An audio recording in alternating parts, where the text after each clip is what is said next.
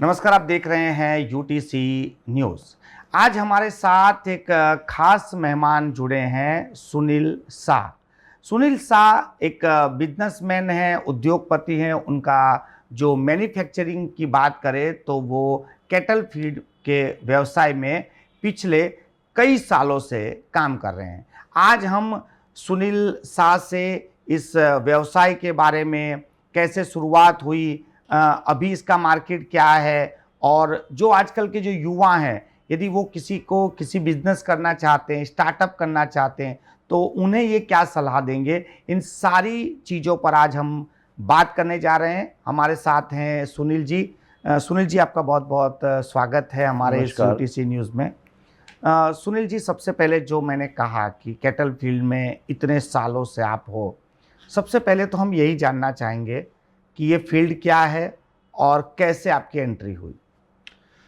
Animal feed का एक हम देखें तो ये बहुत बड़ा ह्यूज मार्केट है और हम इस फील्ड में पिछले 30 साल से कार्यरत हैं। जब शुरुआत की थी तब इतना बड़ा स्केल पे नहीं सोचा था कि एनिमल फीड का बिज़नेस भी इतना बड़ा हो सकता है। पर जैसे-जैसे हम इसको देखते गए और उसको आगे-आगे नए-नए एक्सपीरियंस करते रहे, आर&डी करते रहे इसके, तो ये बिज़नेस को मतलब एक हमने देखा कि ये मतलब ह्यूज बिज़नेस है, बहुत बड़ा बिज़नेस है।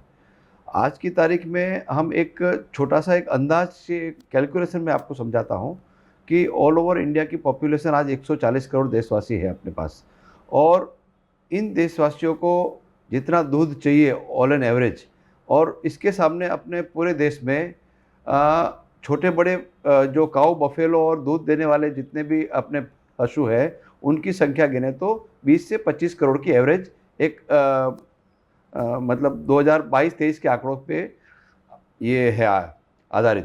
तो इस आंकड़ों के मुताबिक देखें तो एवरेज डेली का जो खाना होता है, आप और हम जब खाना खाने बैठते हैं तो ज़्यादा से ज़्यादा दिन का 200 ग्राम सुबह, 200 ग्राम शाम को, 250 ग्राम शाम को सुबह, तो 500 ग्राम में आपका पूरा दिन निकल जाता है। उसके सामने इनका बहुत उल्टा है, इनको 10 गुना पे मतलब इंसान से 10 गुना खुराक इनको चाहिए।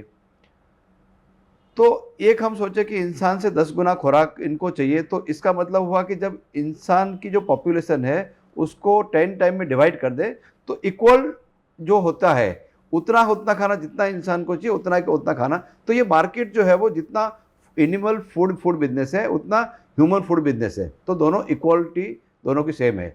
तो उस हिसाब से देखें तो ये बहुत बड़ा मार्केट है।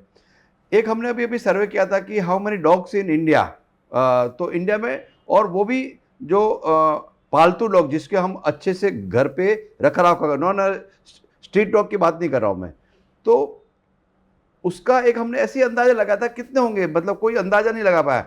हमने पूरा उसका सर्वे करवाया तो 2.5 करोड़ डॉग जो लोगों के घर में मतलब डेली का उनको उसको खाना खिलाना पड़ता है, उसको उसकी सारी रख रखाव करना पड़ता है, ऐसे 2.5 करोड़ डॉग जो है वो ऑलरेडी है। तो ये मार्केट भी बहुत बड़ा है। इसके साथ साथ आज की तारीख में फिश मार्केट बहुत डेवलप हो रहा है, तो ये भी ऑल्सो एनिमल फूड, मतलब एनिमल फूड में बिजनेस में मार्केट धीरे धीरे इतना ब्रॉड होता जा रहा है कि फिश मार्केट जो है आज की तारीख में, मोदी जी का ये विजन है कि फिश मार्केट को टोटली एक्सपोर्ट है। जापान भी फिश यहाँ से जाता है, चाइना ज़्यादा से ज़्यादा अपना फिश यूज़ करता है, और जितने भी कोरिया से ना के जितने भी ये कंट्रीज़ हैं उसमें इंडियन फिश की खूब डिमांड है। तो ये फिश फीड का बिजनेस भी धीरे धीरे इंडिया की इकोनॉमी में खूब आगे ले जा रहा है। आज की तारीख में मोदी जी का ये विज़न है कि इसको 1.5 ट्रिलियन मतलब 1.5 ट्रिलियन पे कम से कम इसका फिश का एक्सपोर्ट बिजनेस ले जाने की उनको प्लानिंग कर रहे हैं। आज से 2-3 साल 5 साल में इतना उसको प्लानिंग कर रहे हैं कि भाई ये एक्सपोर्ट जो है वो इतना बड़ा हो जाए, और इस पे गवर्नमेंट अभी खूब सब्सिडी दे रही है, मतलब फ़िश फार्मिंग पे खूब सब्सिडी दे रही है। आपको फ़िश के लिए कुछ भी फूड लाना है उसके लिए सब्सिडी दे रही है। इसके कई टाइप के मतलब गवर्नमेंट जो है ऑप्शन दे रही है। तो जैसे भाई एनिमल फूड है, और इस तरह से सारे बिजनेस को मतलब बहुत बड़े लेवल पे देख रहे हैं। सुनील, जैसे आपने बताया कि अभी के जो आंकड़े बता रहे हैं कि अभी इसका मार्केट काफ़ी बड़ा है, लेकिन आप जब सालों पहले इसकी शुरुआत की थी, तो वो शुरुआत कैसे हुई थी? उसकी कुछ शुरुआत में ऐसे कहते, मुझे पहले से ही एक मार्केटिंग का एक अच्छा शौक था, मतलब मैं कोई मतलब पर्टिकुलर मार्केटिंग लाइन से नहीं आता हूँ, पर मुझे शौक था कि जहाँ भी मैं जाता था मुझे कुछ बोलने का, कुछ बात करने का, इस टाइप का शौक था। तो मैं डेयरी बिजनेस से जुड़ा था। डेयरी से मेरे कई लोग आते थे, दोस्त थे, तो उनके साथ बैठता था। तो उन्होंने बोला कि इस टाइप से जो है वो फीड अमूल वगैरह सारी डेयरियाँ बनाती है और वो सप्लाई करती है, पर कई बार अमूल के फीड की शॉर्ट सप्लाई रहती थी। तो वो लोग कहते थे कि भाई आप भी इस टाइप से कुछ कर सको तो ये भी हम लोग आपसे परचेज करेंगे। तो हमने तब एक सोचा कि भाई ये विज़न से हम आगे बढ़ सकते हैं। तो हमने अपना छोटा सा एक यूनिट लगाया और उससे एक हमने स्टार्टअप किया। तो वो यूनिट धीरे धीरे डिमांड इतनी बढ़ गई कि उसको उस यूनिट की 100% जो है वो सेल होने लगी। तो धीरे धीरे फिर हमने सोचा कि इस बिज़नेस को हम बहुत अच्छे लेवल पे आगे ले जा सकते हैं। तो वही सोच के फिर हमने बड़ौदा में फर्स्ट यूनिट अपना लगाया और फर्स्ट यूनिट 99 में लगाया हमने यहाँ पे। तो उस टाइम से आज तक वो यूनिट कंटिन्यूसली ग्रोथ ही कर रहा है। तो सुनील जी, जिस तरह से आपने बताया कि आपने एक छोटा सा प्लांट लगाया, उसके बाद इतना सारा डेवलप, तो पहली बार जब आपने इसको बनाया तो कुछ समस्याएं आई थी या फिर आराम से वो चीज़ तैयार हो ही गई थी? एक्चुअली क्या है कि उस चीज़ में हमने काफ़ी मशक्क़त की थी, R&D भी किया था काफ़ी हमने उसको लिए। कई अलग अलग जगहों पे जाके मैंने कई प्लांट की विज़िट करी, कई लोग जो इसके कंसल्टेंट थे उनसे मिला और कई लोगों की सलाह ली मैंने। और उन सब से बातें सुनते सुनते उसमें धीरे धीरे डेवलपमेंट करते करते फिर हमने वो इस बिज़नेस को स्टार्ट किया। और ग्रोथ के लिए भी इनके जो स्पेशलिस्ट थे उनसे लगातार मिलता रहा। इवन हमारे अमूल में NDDB करके एक बहुत बड़ी संस्था है और इनके लोग जो है वो एकदम प्रॉपर सलाह देते हैं। और वहाँ पे एक्चुअल आपको काऊ बिजनेस में, बफेलो बिजनेस में आपको इनको किस तरह से खिलाना है, फूड कैसे बनाना है, इंग्रेडिएंट क्या चाहिए इनको, कितना प्रोटीन चाहिए, कितना फैट चाहिए, विटामिन कितना चाहिए, इसके लिए कार्बोहाइड्रेट कितना चाहिए, हर चीज़ का एक मापदंड दिया गया है। और वो किस चीज़ से मिलेगा, ये इसमें खास एक जानकारी है कि जो ह्यूमन बेस में काम नहीं लगता है। जैसे हमने कोई भी ऑयल बेस केक ले लिया, तो वो ऑयल बेस केक होता है, वो ह्यूमन नहीं खा सकता, पर तेल निकलने के बाद जो भी केक उसका वेस्ट बचा वो जो है वो अपने गाय भैंस को खिलाते थे पहले से ज़्यादा।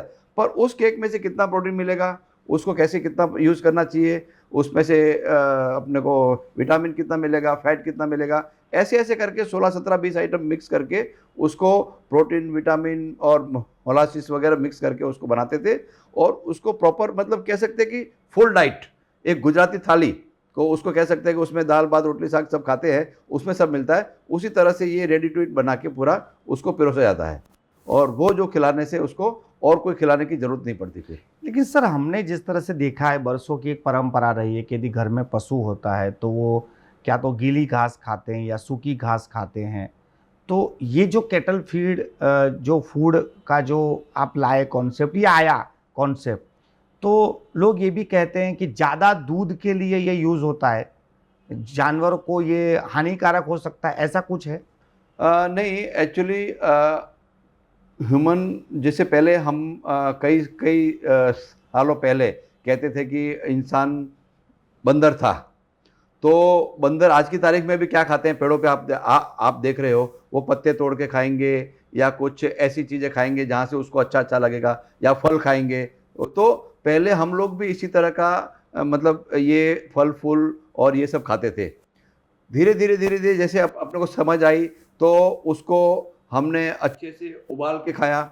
उसको धीरे धीरे अच्छे से उसको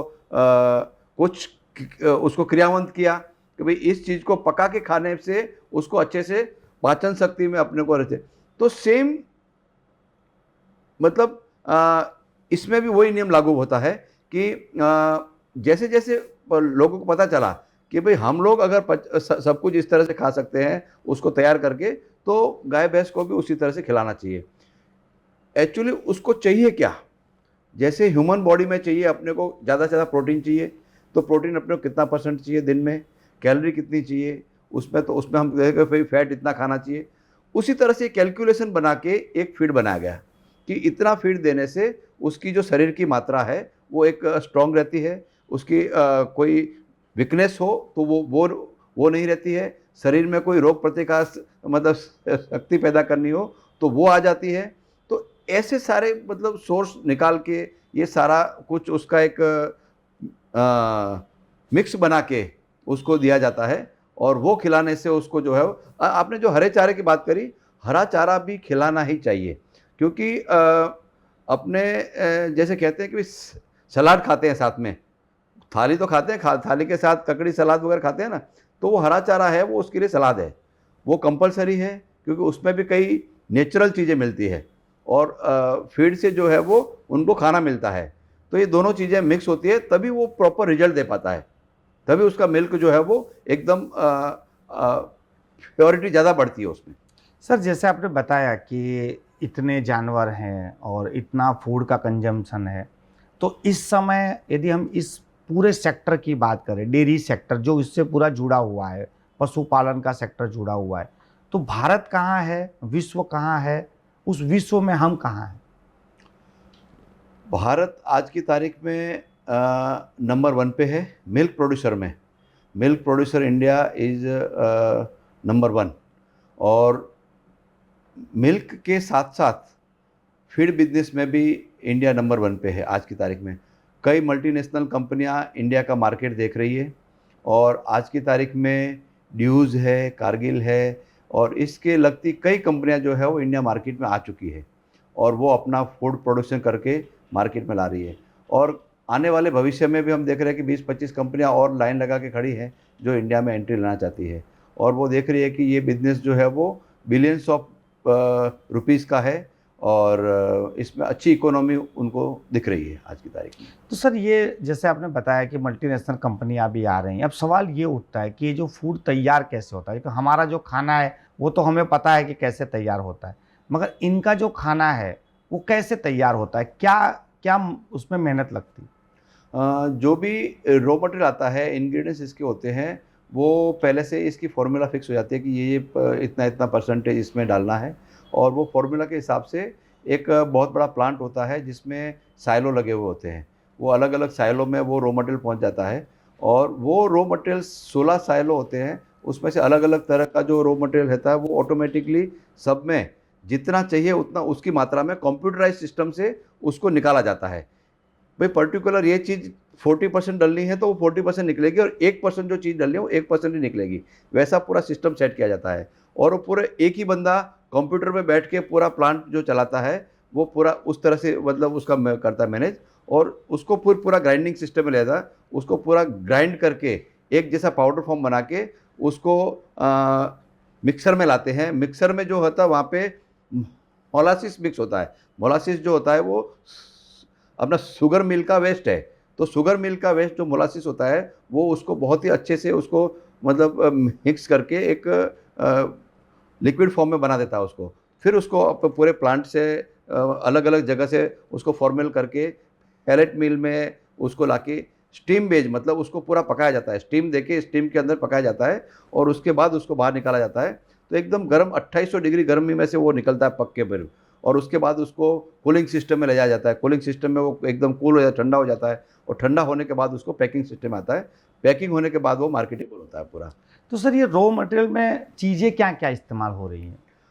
मेनली इसमें यूज होते हैं जो अपने ग्रेन्स ग्रेन्स में बोले तो मेज़ है, ज्वारी है, बाजरा है, ये यूज होते हैं। दूसरा राइस के जो वेस्ट आते हैं जैसे DORB हो गया, दूसरा अपना राइस पॉलिश हो गया, और इससे अलावा एक DDGS हो गया, और मस्टर्ड केक है, सोया केक है, सोया DOC है, कई टाइप के जितने भी ऑयल सीड आते हैं, ऑयल सीड के बाद में उसको ऑयल एक्सट्रेक्शन करने के बाद जो प्रोटीन वाली चीज़ बनती है उसको स्पेशली इसमें ज़्यादातर यूज़ किया जाता है। सर ये जैसे आप इतने सालों से ये काम कर रहे हो, इसके बारे में तो आपने बता दिया काफ़ी सारा, लेकिन सुना है कि जो भी कोई बिजनेसमैन होते हैं, बड़े लोग होते हैं, वो समाज के लिए भी कुछ करते हैं, कुछ तेरा तुझको अर्पण वाला काम है। तो हाँ, आपकी ओर से भी सुना है कि आप कुछ वृक्षारोपण का भी कुछ कार्य करते हैं, वो क्या है? एक्चुअली हम ये देखें कि हमने सृष्टि से लिया ही लिया है, दिया कुछ नहीं है। हम जब पैदा हुए और आज तक हमने सृष्टि से क्या नहीं लिया।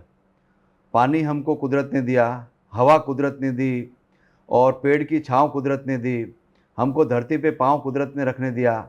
हर चीज़ कुदरत के, हम पहाड़ों की सीन से नेचर में जाते हैं, हर चीज़ कुदरत से लेते आए हैं। आज तक हमने दिया कुछ नहीं है। तो हमारा ये भी फ़र्ज़ बनता है कि हम कुदरत के लिए भी कुछ करें। वैसे हम कर कुछ नहीं सकते, फिर भी हमने एक छोटा सा प्रयास किया है कि जहाँ पे हम रहते हैं उसके आसपास का एनवायरनमेंट का ख्याल रखें और ज़्यादा से ज़्यादा जो है वो वृक्षारोपण का कार्यक्रम करें कि जहाँ पे हम ज़्यादा से ज़्यादा पेड़ लगाएं। और पेड़ लगाने से क्या है, एनवायरनमेंट जो है वो उसकी शीतलता बनी रहे, उसका एनवायरनमेंट जो है वो कम से कम जो है उतना बना रहे, उसकी हम एक कोशिश कर रहे हैं। तो अभी अभी हमने लास्ट जुलाई में एक प्रोग्राम किया था और वहाँ 1000 पौधों का वितरण भी किया था। और हमने उस टाइम सब लोगों ने मिलकर एक प्रण भी लिया था कि अपने ज़िले में, मतलब बड़ौदा ज़िले में और आसपास के सेक्टर में 1 लाख पौधों का यहाँ पे हम लोग डिस्ट्रीब्यूशन करेंगे और उसको अच्छे से मतलब उसको अंकुरित हो, फूले फले, उसके अभी हम ध्यान रखेंगे। तो ये एक अपना मिशन के तहत हमने उसको जीवन में लिया है और ये एनवायरनमेंट के प्रति अपनी जो फ़र्ज़ है उसको एक अदा करने का हमने निश्चय किया है। तो सर आप व्यवसाय भी कर रहे हैं, समाज सेवा भी कर रहे हैं, तो समाज से जुड़ा हुआ एक सवाल है कि जैसे आप इतने सालों से बिजनेस से जुड़े हैं, आज के ज़माने में जो यंगस्टर हैं वो बता रहे हैं कि अब नौकरियां तो मिल नहीं रही हैं, तो सब लोग स्टार्टअप की तरफ आगे बढ़ रहे हैं। तो जो भी युवा अपना स्टार्टअप स्टार्ट करना चाहते हैं किसी भी सेक्टर में, तो यदि आपसे कोई आके पूछे कुछ एडवाइस, क्या एडवाइस देंगे सबसे पहले उन्हें? आपको बताते हुए बहुत अच्छी खुशी हो रही है कि नेक्स्ट 1 डेढ़ महीने में भी हम अपना मोबाइल एप्लीकेशन लॉन्च कर रहे हैं। LDH फार्मर जोन उसका एक मेन नाम रहेगा, लोगो रहेगा और वो एक स्टार्टअप बिजनेस है। मैं खास करके युवाओं को ये मैसेज देना चाहता हूँ आपके थ्रू कि भाई नौकरी अच्छी है, नो डाउट अच्छी, मतलब न मिले तो उसके पीछे भागना नहीं चाहिए। नौकरी मिले तो बहुत ही अच्छी है, पर न मिले तो उसके पीछे भागना नहीं चाहिए और निराश नहीं होना चाहिए ज़िंदगी में। बिजनेस एक ऐसा चीज़ है कि इसकी कोई लिमिट नहीं है। आप जितना करना चाहोगे, जितना आगे बढ़ना चाहोगे, उसमें आप बढ़ोगे, निश्चित बढ़ोगे। काम करने की लगन चाहिए और वैसे ही हम एप्लीकेशन लॉन्च कर रहे हैं और उस एप्लीकेशन के तहत कोई भी ऐसा व्यक्ति जो हमसे जुड़ना चाहे, हम खास करके ये ऐप महिलाओं के लिए लॉन्च कर रहे हैं और इस ऐप के थ्रू हम 50,000 महिलाओं को रोजगारी देने की गारंटी दे रहे हैं। 50,000 महिलाओं को इस ऐप के थ्रू हम जोड़ेंगे और 50,000 महिलाओं को रोजगारी देने की इसमें हमने गारंटी ली है और उनको महीने का घर बैठे 10,000 से 50,000 आराम से कमा सके, इस टाइप की एक ऐप की एप्लीकेशन में हमने पूरी सिस्टम बनाई है और वो लोग अपने बिजनेस भी करेंगे घर बैठे और अपना ग्रोथ भी करेंगे और अपनी जो स्वावलंबी होने की जो प्रक्रिया है उसको आगे बढ़ाएंगे और अपना हुनर भी आगे करेंगे। मतलब हम लोग देखो, गवर्नमेंट आज कितना कर रही है, महिलाओं के लिए कर रही है, हमारे लिए कर रही है, पर हर किसी को नौकरी देना संभव नहीं हो पाता। हम सारी जिम्मेदारी गवर्नमेंट के ऊपर डाल दें कि भाई गवर्नमेंट हमको आके घर पे आके मुंह में खाना डाल के जाएगी, ये पॉसिबल नहीं है। अपनी तरफ से जितना होगा गवर्नमेंट करेगी, पर हमारी अपनी फ़र्ज है कि हम अपने लिए भी कुछ करें। आने वाले भविष्य के हम देखें कि अपना भविष्य हमको क्या देख रहे हैं। विज़न हमारा खुद का होना चाहिए, गवर्नमेंट उसमें सपोर्ट करती है, बैंकें हमारे लिए खड़ी है। आज हर कोई व्यक्ति आपके बिजनेस को देके खड़ा है। अगर आपका बिजनेस अच्छा है तो अच्छे इन्वेस्टर भी मार्केट में खड़े हैं। लोग सामने से कह रहे हैं कि आपका अच्छा बिजनेस है तो हम उसमें इन्वेस्ट करने के लिए तैयार हैं। तो हमको ऐसा कुछ करना चाहिए कि जिसमें लोग अपने आप जुड़ते जाएं।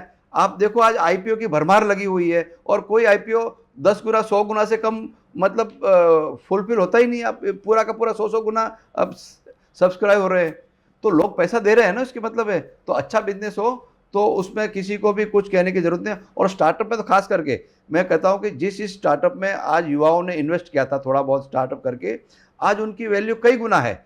हाँ, सक्सेस रेशियो उसमें बहुत कम है, पर जिसने अच्छे से उसको सक्सेस किया है आज वो खूब पैसा कर रहे हैं। मतलब जिसने आज 5-25 करोड़ रुपए में स्टार्टअप किया था या 2-5 करोड़ में अपना स्टार्टअप किया था, आज वो 200-500 करोड़ के स्टार्टअप पे बैठे हैं। पर वो है कि वो अपनी मेहनत पे डिपेंड है पूरा। और उसमें हमारा भी नीति क्या है, हमको स्टार्टिंग से यही है कि अभी स्टार्टअप की वैल्यू करके और उसको दे देना है किसी को, तो ये नीति से करेंगे तो वो स्टार्टअप सक्सेस नहीं होगा।